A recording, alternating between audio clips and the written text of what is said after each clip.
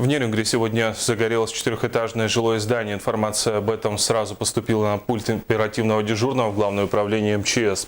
К месту происшествия незамедлительно прибыли подразделения Нерюнгринского пожарно-спасательного гарнизона, скорая медицинская помощь и другие экстренные службы города.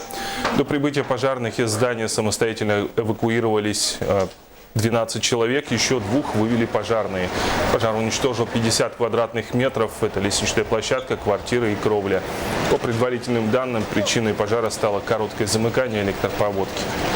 С места пожара было эвакуировано 12 человек и спасено 2 человека.